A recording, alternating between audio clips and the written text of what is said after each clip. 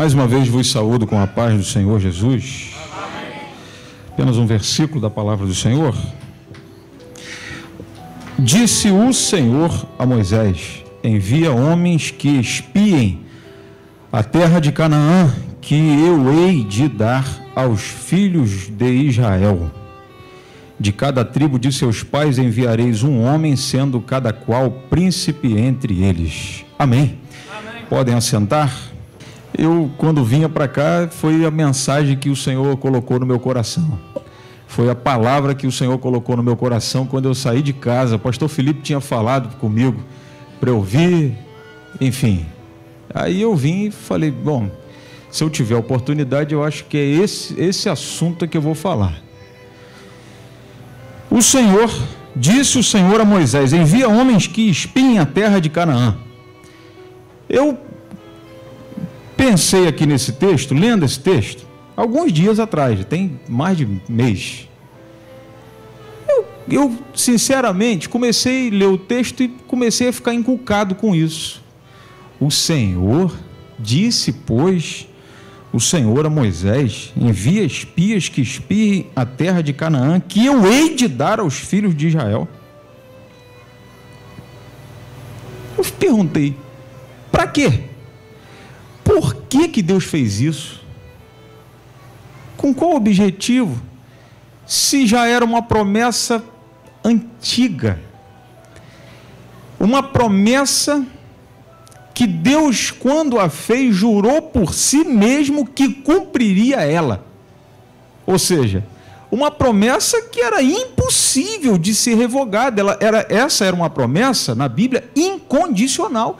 Porque quando o escritor aos Hebreus diz para nós que Deus, não tendo ninguém maior, não tendo ninguém, nada por quem jurar, ele jurou por ele próprio, que daria. Ele fez esse juramento a Abraão, falou: a terra eu vou dar para vocês.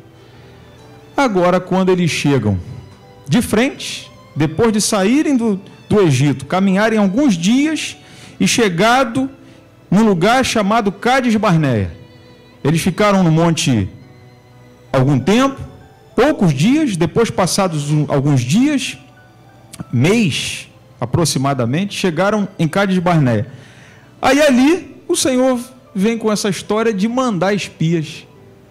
Eu fiquei perguntando, mas por quê? Deus já não ia dar? Com espias ou sem espias? Dependia de mandar espias para Deus dar a terra ao povo? Não, porque era promessa. Eu fiquei, aí comecei a ler, falei, meu Deus, por que Deus fez isso? E confesso para vocês que quando eu comecei a me questionar, eu não lembrava desse texto mas não lembrava mesmo. Aí comecei a ler, referência daqui, procura. Aí quando Moisés, lá depois de muito tempo, ele já prestes a partir, ele faz um discurso histórico, que ele relembra a história. Aí ele vai trazer uma informação importante. Lá no livro do Deuteronômio,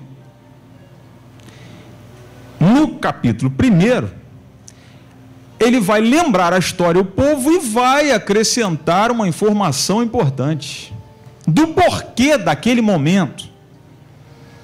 E ele diz: então partimos de Horebe e caminhamos por todo aquele grande e terrível deserto que vistes pelo caminho da região montanhosa dos amorreus, como o Senhor nosso Deus nos ordenara, e chegamos a Cádiz Barneia. Então eu vos disse: tendes chegado à região montanhosa dos amorreus, que o Senhor nosso Deus nos dá. Eis que o Senhor teu Deus te colocou esta terra diante de ti, sobe, possuía, como te falou o Senhor Deus de teus pais. Não temas e não te assustes. Então todos vós chegastes a mim e disseste: mandemos homens adiante de nós, para que nos espiem a terra, e nos digam por que caminho devemos subir, e a que cidades devemos ir? Diz Moisés: E isto me pareceu bem. De maneira que tomei dentre vós 12 homens de cada tribo, um homem, foram-se e subiram a região montanhosa, e espiando a terra vieram até o vale de Escol, e tomaram do fruto da terra nas mãos, e nolo trouxeram e nos informaram, dizendo: é terra boa que Deus nos dá, o Senhor nosso Deus nos dá. Quando a gente volta em Números e lê: e disse o Senhor a Moisés: envia homens que espiem a terra. Eu falei: por que Deus mandou? Nós entendemos no texto que Deus consentiu com aquela situação. O povo chegou a Moisés com essa sugestão. Moisés falou: é aqui, hein? Essa é a terra. E Moisés: vamos enviar espias para ver como é que é essa terra, por onde que a gente pode ir, por onde que é o melhor caminho. E o Senhor falou: Moisés, manda os espias. E nós já sabemos o que deu. Aquilo ali deu um problema. Problema sério. Moisés mandou, escolheu 12 homens. E dentre eles haviam 2 conhecidíssimos, Josué e Calebe. Foram. Nas orientações que Moisés dá para os 12, imagina uma reunião, e Moisés, aqueles homens tudo animados, orgulhosos, porque haviam sido escolhidos dentre todo aquele povo. Fui escolhido da minha tribo, fui eu. Reuniram-se, Moisés começa a dizer para eles o que eles tinham que observar. Enviou-os, pois, Moisés a espiar a terra de Canaã, e disse-lhes: subi ao Neguebe e penetrai nas montanhas. Vede a terra, que tal é. Como é que é essa terra? O povo que nela habita, se é forte, se é fraco, se são muitos, se são poucos. Qual é a terra em que habita, se é boa, se é má? E que tais são as cidades? Como é que são as cidades em que eles habitam? Se em arraiais, barracas, tendas, ou se em fortalezas. Também observem se a terra é fértil ou estéril, se nela há matas ou não. Aí olha o que ele vai dizer agora: tende ânimo e trazei do fruto da terra. E que Deus vos abençoe. Podem ir. Cada um pegou a sua mochila e foram. Chegou lá, eu imagino que eles não tenham ido juntos assim, entrado na terra de Canaã, os 12, assim, tudo de braço dado e andando aquele grupo de 12 para lá, o grupo de 12. Não, imagino que não, até porque teriam chamado muita atenção. Acho que eles devem ter se dividido, cada um foi para um canto, observar uma coisa, observar outra. Passaram-se bastante dias. A Bíblia diz para nós que ao cabo de 40 dias eles voltaram. Depois de 40 dias voltaram. Que dia, né? Dia maravilhoso. Voltou todo mundo alegre, animado. Chegaram. Eu fico assim imaginando geograficamente como é que eles estavam arrumados. O povo de Deus, Israel, era muita gente. Era mais de 1 milhão, dizem alguns historiadores que chegava a 2 milhões de pessoas, porque o texto vai dizer para nós que eram só 600 mil homens, fora as mulheres e as crianças, quando saíram de lá. Ele está pensando o quê? Todo dia nascia criança no caminho, todo dia tinha choro de neném no meio do caminho, e parto todo dia, não imagino quantos, crescia muito, hein? Um dia desse eu ouvi alguém comentando alguma coisa, você precisa, eu li, alguém dizer assim: essa obra só está crescendo com gente de dentro. Eu estou fazendo careta assim, mas eu li, não foi nem assim, né? Essa obra cresce só com gente de dentro da obra, não tem evangelismo, tem alma salva. Aí quando eu estava lendo, eu falei: puxa, ainda bem que a gente está na obra mesmo, então está certo. Está certo, sabe por quê? sem nenhuma ironia. Quando entraram na terra do Egito, entraram quantas almas a Bíblia diz para nós? Aproximadamente 70, não é isso?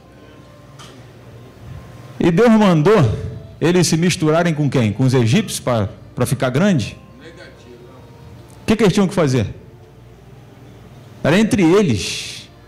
De 70, depois de aproximadamente 400 anos, saíram aproximadamente 2 milhões de pessoas, só se reproduzindo entre eles, de acordo com o que Deus queria que fosse.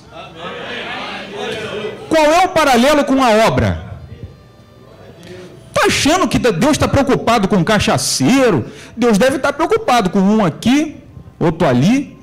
Vou arriscar dizer uma coisa aqui mas é meu pensamento. Sabe o que eu acho? Que a cada dia que passa, a cada dia que chega mais perto de Jesus voltar, tem menos gente para ser salva nesse mundo. Vai diminuindo, tem um número de eleitos. E se esse número de eleitos for 1000, número simbólico, no dia que chegar a 998, faltam quantos para ser salvo? Só 2. E o resto? Não é comigo. Não é problema meu. Olha o que Deus fez quando levantou essa obra. Olha o que Deus fez quando levantou essa obra. Duas doutrinas pilares nessa obra. Não haverá casamento entre vós, casamento misto.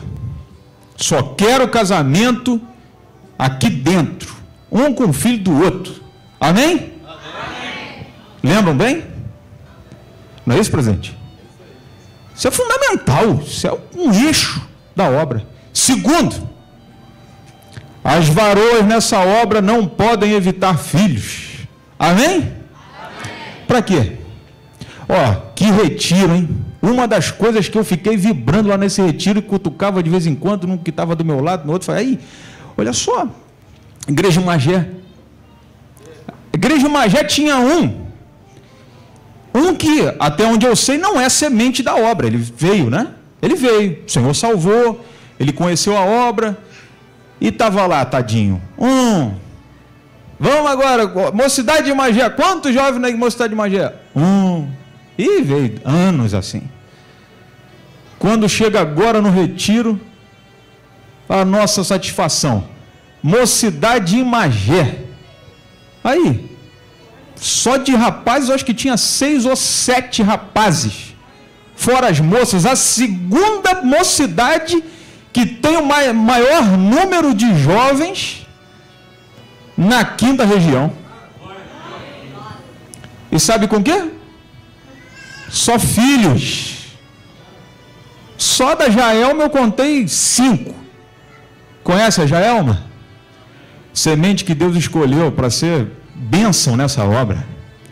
Então, Deus está cumprindo o que Ele quer nessa obra. Nessa área está cumprindo, hein? Mas tem um monte de gente evitando. Rapaz, Deus não está preocupado com quem está evitando. Deus está olhando para quem está reproduzindo, com o coração aberto. É nesses que Deus vai investir poderosamente. Ele está pensando que na obra cada varoa precisa ter 10 filhos para essa obra crescer? Não precisa, não. Vou dizer uma coisa.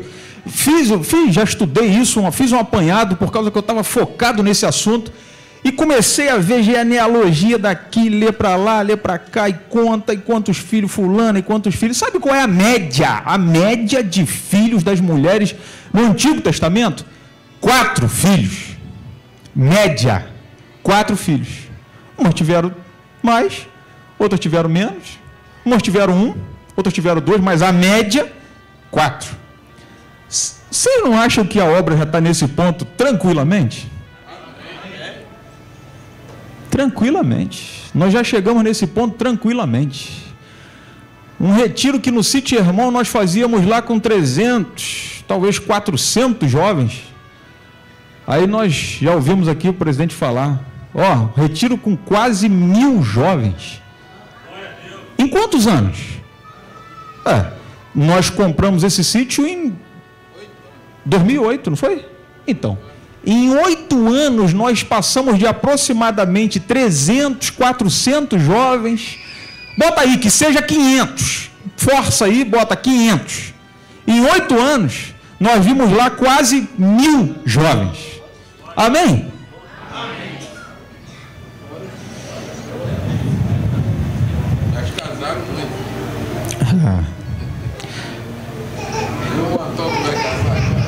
Aí, de casamento tem um monte. Moça e rapaz, bota isso no seu coração. Faz só isso. Faz só isso. Pede ao Senhor, fala: Senhor, eu não quero mais que tu me dê asa, não quero virar anjo, não quero virar santo, não quero mais nada. Senhor, eu vou casar agora. Me dá graça para ter pelo menos 4 filhos aí, Senhor. Me dá graça para ter pelo menos 5, Senhor. Me dá graça para ter o que tu queres que eu tenha, Senhor. Você já está sendo uma bênção na obra do Senhor. Cumprindo o objetivo de Deus para essa obra. A turma se espalhou, cada um viu um negócio, voltaram, aí eu parei nesse ponto. Olha, eu estou pegado na palavra que o presidente falou, que ele não está com pressa. Se alguém tiver com pressa e levantar, eu vou entender tranquilamente, vá em paz, que Deus te abençoe. Mas, quando chegaram, aí eu imagino aquele povo, 12 espias chegaram em algum lugar, né? Tipo assim, pastor Auro chegou dos Estados Unidos, ele não vai em Santa Sofia. Não, óbvio, ele provavelmente não vai aparecer aqui em Jardim Moré, tem um lugar para ele ir, ele vai onde está o presidente, ele vai, né, em Pilac, vai no sítio, né? Em tese, vamos lá. Aí chegaram os espias e foram lá para a tenda de Moisés, né? Onde está Moisés, o negócio era ali. E aí todo mundo toma conhecimento. Chegaram os espias. Tá. Aí começaram dando um relatório. Ao cabo de 40 dias voltaram de espiar a terra, caminharam e vieram a Moisés e Arão e a toda a congregação dos filhos de Israel no deserto de Parã, a Cádiz. Deram-lhe conta a eles e a toda a congregação e mostraram-lhes o fruto da terra. Cachinho de uva, né? Cachinho de uva. Simbólico. Relataram a Moisés e disseram: fomos à terra que nos enviaste, e verdadeiramente a terra mana leite e mel. E este é o fruto dela. Aí começaram. O povo, porém, que habita nessa terra é poderoso. Tá, e aí? E as cidades muito grandes e fortificadas. Também vimos ali os filhos de Anak. Os amalequitas habitam na terra do Neguebe, na parte sul. Os heteus, jebuseus, amorreus habitam nas montanhas, região serrana. Os cananeus habitam ao pé do mar, na região dos lagos, e pela ribeira do Jordão. Pelo tom que eles começaram a falar, Caleb, a Bíblia diz que Caleb pulou na frente e falou: que é isso aí, rapaz? O texto diz: então Caleb fez calar o povo perante Moisés e disse. Aí, Moisés está ali ouvindo. Moisés era manso. Pastor. Manso. Moisés ouvindo. Arão, somos sacerdote, Miriam provavelmente estava por perto. E Caleb viu aquela situação na cara deles e Caleb pulou e falou: a Bíblia diz que ele fez calar o povo. Ele: opa, silêncio aí, porque o povo começou, imagina. E começou a murmuração e chororô. Olha só. Aí Caleb falou: eia, subamos e possuamos a terra, porque certamente prevaleceremos contra ela.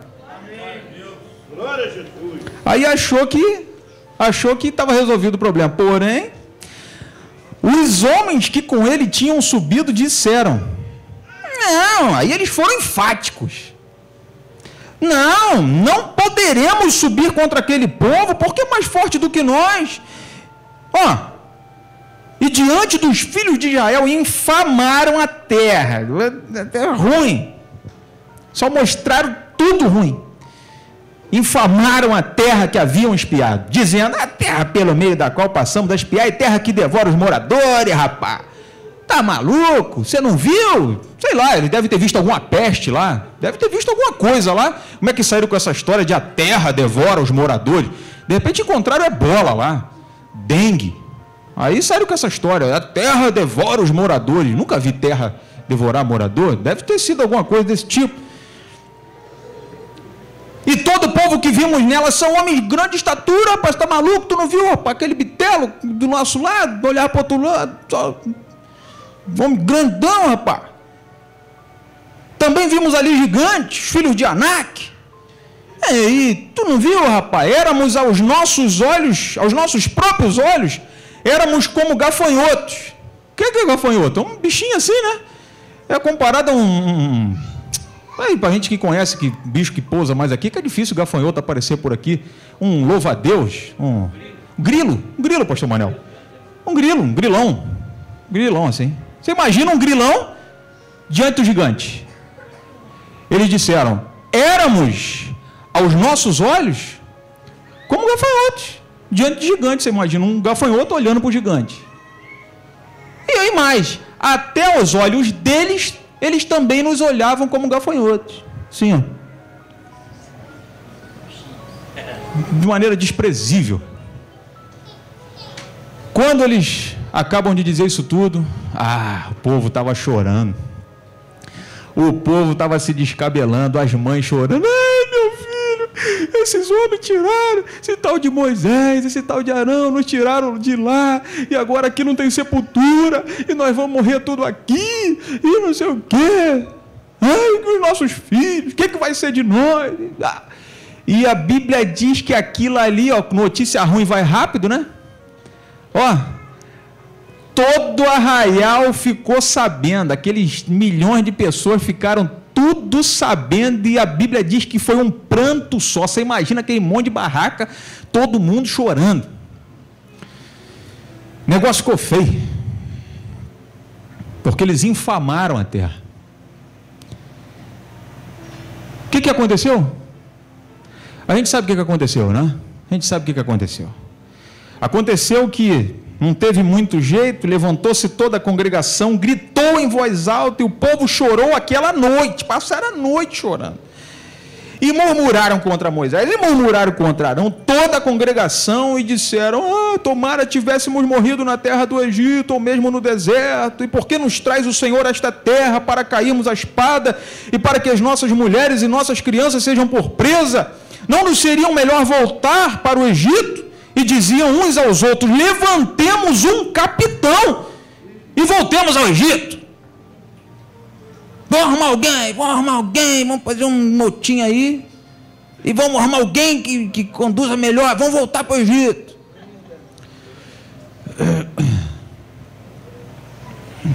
Aí, Moisés era manso, o camarada tranquilo, e a tranquilidade dele era boa, ele tá. E daqui a pouco Moisés, Josué e Caleb tentaram de novo e falaram, não teve jeito. O que aconteceu? Pegaram em pedras para matá-los. Aí como é que faz na hora dessa?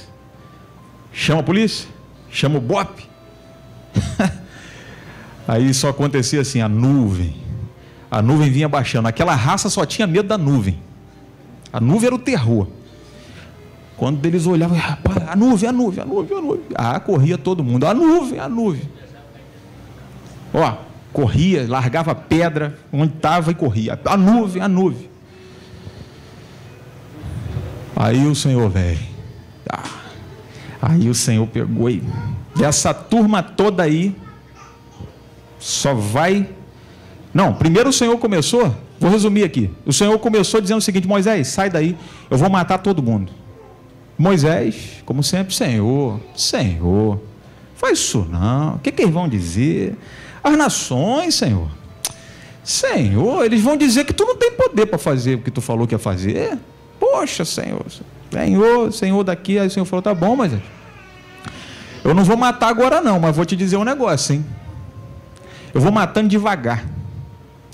mas não vai entrar ninguém. Pode voltar. Da onde vocês estão, desistam, que ninguém vai mais entrar na terra de Canaã, coisa nenhuma. Só vai se safar dessa situação Josué e Caleb, porque foram fiéis e creram na promessa de Deus. Eles vão ser salvos. Agora essa geração toda, de 20 anos para cima, vai morrer tudo. Pode começar a andar. Pode ir. Dá a volta e começa a andar aí. Eu vou matar tudo devagarinho. Não quer que eu mate tudo de uma vez, eu mato devagar. Mas matou. Mas os 10, lê o texto para ver o que aconteceu com os 10. Está pensando que os 10 ainda tiveram a oportunidade de dar uns passinhos para trás e voltar? Não. Primeiro, a Bíblia diz para nós que eles ficaram assustados. E aí o que eles quiseram fazer? Não, Moisés, nós vamos, gente, vamos. Aí uma patota se animou, o texto diz para nós que teve uma turminha que se animou.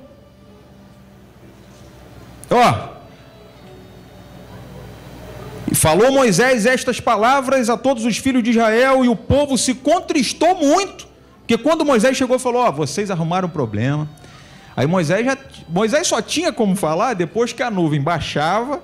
Aí eu acho que o Senhor ficava um pouco lá, deixava a turma esfriar a cabeça e tal. Daqui a pouco a nuvem, pode ir, Moisés. Senhor, vou falar. Pode falar, Moisés, agora pode falar. Aí Moisés contou, falou, seguinte, o Senhor disse que agora já era, vão voltar. Aí a Bíblia diz para nós que o povo ficou muito triste com aquilo, que o Senhor falou que ia matar todo mundo. O Senhor falou, pode dizer para eles que eles estão preocupados com os filhos deles? Eles estão preocupados de os filhos deles morrer? Diz para eles, Moisés, que os filhos deles vão entrar. Moisés, diz para eles que eles estão preocupados de não ter cova para os filhos deles aqui? Pode dizer que quem vai morrer é eles. Os filhos deles vão entrar. Aí a turma se contristou muito, levantaram-se pela manhã de madrugada e subiram ao monte, dizendo, eis-nos aqui, subiremos ao lugar que o Senhor tem prometido, porquanto havemos pecado. Nós nos arrependemos e vamos lá.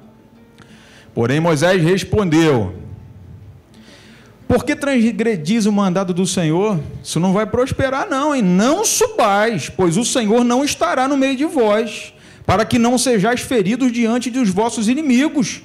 Porque os amalequitas e os cananeus ali estão diante de vós, e caireis a espada, hein?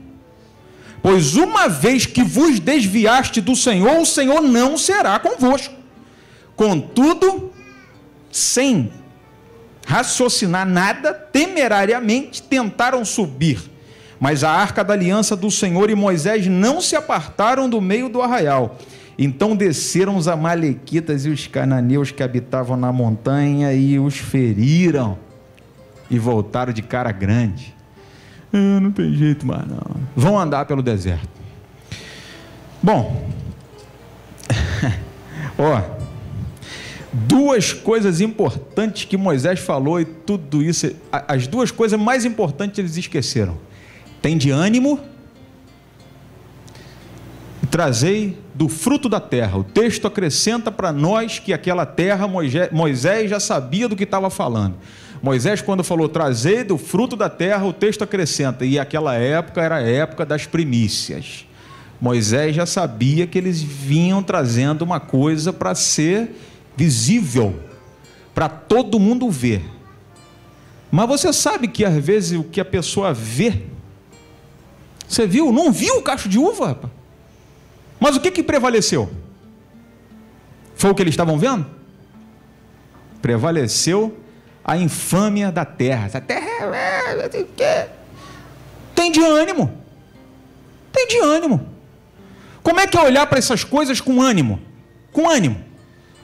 Primeiro, você olha para essas coisas com ânimo por causa da promessa de Deus, não é? O ânimo não vem por uma coisa de dentro de você, não. É por causa da promessa de Deus, as promessas que o Senhor já fez para nós nessa obra. Vão se cumprir ou alguém tem dúvida de que vão se cumprir? Tem dúvida? Não, tem gente que tem dúvida. Tem, ué. Claro que tem. Tem gente que tem dúvida. Olha para o gigante. Como é que olha para o gigante com ânimo? Eu falei lá na igreja um dia desse, você olha para o gigante com ânimo assim, ó. Tem a promessa do Senhor, né? Por causa da promessa do Senhor. Sem a promessa do Senhor, você não tem condição de olhar para o gigante com ânimo, não, porque você vai bater as pernas mesmo. Hein? Igual Davi. Por que Davi teve aquela valentia toda? Não tremeu nada. Chegou cheio de ousadia. Por causa de quê? Porque ele estava indo no nome do Senhor, Deus de Israel. Ele olhou para o gigante e falou: não adianta. Hoje o urubu vai te comer. Mas tu vem a mim com pau, rapaz, tá achando que eu sou cachorro? Não adianta. Olha para o gigante com ânimo. Você pensa assim: o que é mais fácil? Você acertar uma flecha num fio de cabelo ou num gigante de 3 metros de altura? Igual uma árvore, grandão. No gigante, não é? Eu falo assim: vai ser feio ver você cair, mas que você vai cair, você vai cair. Eu não sei como. Eu vou passar debaixo das tuas pernas para lá e para cá umas 10 vezes. Tu não vai conseguir me pegar. Cabeção desse tamanho, é difícil de acertar uma pedra. É olhar com ânimo e falar assim: vai ser fácil, hein? Vai ser fácil. Não vai ser difícil de errar esse gigante, não. Não preciso chegar perto dele. E se eu chegar, já dizem que os baixinhos são mais atrevidos, né? É isso mesmo, pastor Silvino? Não, né? Ágil. Ninguém pega. O gigante é lerdo, né? O gigante é lerdo, ele não tem habilidade, é grandalhão, se mexer é difícil, botar a mão, já fugiu. É olhar para a situação com ânimo. Moisés falou: tem de ânimo. Chegaram a olhar, olha só, olharam para um monte de cidade, tudo fortificada, muralha, cidade bonita, estruturada, e eles olharam para isso com desânimo. Como é que olha para isso com ânimo? Para quem estava cansado de armar a barraca, desarmar a barraca, monta a tenda, desmonta a tenda, olharia para uma cidade dessa e fala assim: é igual chegar na igreja de Vassouras, um pastor novinho fala assim: nossa, pai, não preciso mais construir santuário. Santuário com porcelanato no chão, meu amigo. Vai ficar triste? Ficaria? Eu não ficaria. Se Deus me manda para Vassouras, eu ia ficar rindo à toa. Naquela época, entenda. Que o Senhor me deu uma missão para construir um santuário. Você imagina, se o Senhor fala assim: eu vou olhar, Senhor, esse santuário, poxa, porcelanato no chão, não gostei. Poxa, essa frente aí com esse gramado do lado, não gostei. Eles tinham que olhar para aquela situação e pensar o seguinte: rapaz, vai dar pouco trabalho. Tu viu? Tu viu aquela cidade? Aquela eu quero para mim. Eu quero. Bonita, rapaz, nunca vi um negócio daquele. É olhar com ânimo. Olharam com desânimo. Aí olha a parte que eles olharam e acharam que a terra devorava. Você imagina? A terra está devorando? Olha como é que você olha com ânimo para isso. Se a terra está devorando eles, é sinal que vai dar menos trabalho. Tem menos gente. O Senhor está matando eles. E está ficando bom. O Senhor, olha, Moisés, a terra está devorando eles. O Senhor já está na nossa frente, já foi antes, já mandou uns anjos lá e está matando gente lá, não sei como, mas está morrendo muito. Está morrendo muita gente. Está fácil. Ficou mais fácil agora. Vamos embora. Tem como olhar com ânimo ou não tem? Tem de ânimo. E olha o que o Senhor tem feito entre nós. Uma coisa nesse texto que eu fico assim abismado, sabe o que é? A ousadia de Caleb. Caleb, depois que passaram-se muitos anos, Moisés morreu, Josué estava no comando, e chegou no momento de repartir a terra. O que Caleb fez? Parecia o pastor Manuel, ele já estava com 85 mais ou menos, né? E chegou dizendo: como eu estava naquele dia, mesma força eu tenho agora. Eu não sei se era, ele falou que tinha. Ele falou que tinha. Igual eu tinha aquela força eu tenho agora. Olha, quando eu comecei a ler, eu fiquei encantado com esse ponto, sabe? Eu só estou comentando o texto, como eu falei, eu só queria mostrar essas coisas aqui no texto. Você sabe o que Josué, o que Caleb pediu? Aonde que ele entrou no dia que ele foi lá com os 12? O Caleb não era bobo. Caleb foi num espaço de terra chamado Hebron. Aí quando você vai lendo lá o que era esse espaço, o que tinha em Hebron, sabe o que tinha em Hebron, aonde ele foi? Que tinha gigante. Ele falou lá na frente, ele vai dizer, em Josué, ele vai dizer, ó, Josué, tu lembra? Ó, e eu quero Hebron. Tu lembra que eu fui lá? Lembro. Nós fomos, então, eu quero Hebron. Lá onde tem gigante, os filhos lá dos grandões, eu quero lá. Sabe o que tinha lá? Ó, ele foi nada mais, nada menos do que onde estava enterrado Abraão,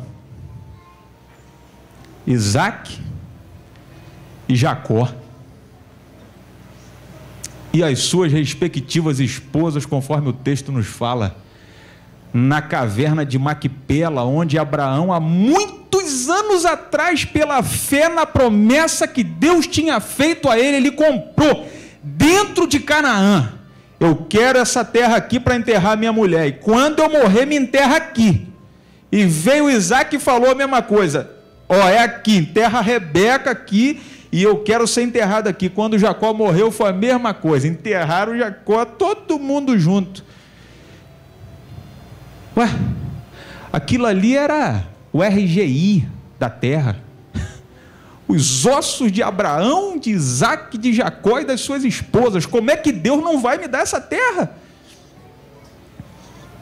É mais do que certo. Por isso que Caleb voltou com essa ousadia toda vibrando. Vamos, porque o Senhor já nos deu. Sejamos fortes e vamos, porque a terra já é nossa. Já existe lá uma certidão. Está no nosso nome. Não tem gigante, não tem anão, não tem nada. É nossa. Gente, as promessas que Deus já fez para nós nessa obra, tem muita gente não, vamos corrigir. Alguns já estão duvidando que essas promessas vão se cumprir. Gente que pegou fogo na mão. O que adiantou esse fogo que você pegou na mão há muito tempo que não se apagava? Ouvi muitos testemunhos de gente que levava fogo de Deus para casa, botava dentro da Bíblia e o fogo não se apagava. Caixão de uva, hein? Muitos de nós já vimos, eu tive o privilégio de pelo menos um vaso eu vi o Senhor usar dormindo. Irmã Erzeni, de saudosa memória. Prova de que Deus nos deu essas provas incontestáveis. Muitos que estão aqui já ouviram até o Senhor usar um vaso dormindo e dizer o seu nome. Está pegando o cacho de uva, que é a prova de que Deus está na frente dessa obra, das promessas de Deus, e pisando em cima, jogando fora. Está esquecendo disso. Já foi dito aqui. Tenho quantos anos de obra? Quantos anos você tem? Não precisa de ter 30, 40, não precisa de ter nada. Entrou hoje aqui, tem um visitante que entrou ali hoje, não sei se é a primeira vez, mas se for, só precisa de uma coisa, de fé, para crer que Deus fala nessa obra. Não olha para as circunstâncias, você vai se enrolar. Isso vai tirar o teu foco na palavra que Moisés disse, tem de ânimo. E olha para a prova. Olha esse tamanho de cacho de uva, você está vendo? A terra é boa ou não é? Não interessa a circunstância. A circunstância você olha, está todo mundo chorando. Ai, meu filho vai morrer, onde que eu vou enterrar? E não vai dar, não vai dar, não vai dar. Se continuar assim, vai chegar no ponto de pegar em pedra para matar quem está com fé. E hoje, obviamente, que não faz isso de forma literal por causa do nosso tempo, da nossa época. Mas ficam tentando fazer de forma simulada. E eu digo sempre na igreja de Santa Sofia. Enquanto ficam por aí, na internet, no Facebook, falando no ouvido das ovelhas, nós temos a oportunidade de usar esse microfone, esse púlpito aqui, para fazer as ovelhas crerem na voz do Senhor. Nós não podemos de forma alguma olhar a situação e não fazer como Caleb. Pulou, na frente de Moisés, de Arão, de todo mundo. Opa! Que isso? Ué, e a fé que eu creio? Eu estou crendo em quê? Ué, eu estou crendo em tudo que Deus já fez na minha vida, e não é possível que isso vai acabar em nada, em tudo que eu já vi Deus fazer na vida das ovelhas, dos ungidos que estão aqui. Como é que essa obra não vai chegar ao termo que Deus quer? Isso é irrefutável. Não olhe para as circunstâncias, porque você vai se enrolar. Vai perder o foco do que o nosso presidente tem falado muitas vezes. Não é a palavra presidencial, não. Está pensando que ele fala para enrolar? Não, ele fala por causa do peso da responsabilidade de conduzir as ovelhas e não deixarem as ovelhas perder o foco que Deus estabeleceu nessa obra. E muitas vezes até com o custo da vida dele mesmo. Porque para ele, o Senhor já falou que o caminho dele é diferente do meu, do seu. A responsabilidade dele é maior. Então quando ele pega o microfone e diz Deus está na frente dessa obra, ele está até colocando a cabeça dele em jogo. Isso é a realidade. Não tem conversa fiada. Então não perca isso. Não precisamos de espias. A terra é nossa. Não tem que mandar espias na frente. Não tem que mandar espias. Crê na palavra do Senhor e a terra é nossa em nome de Jesus.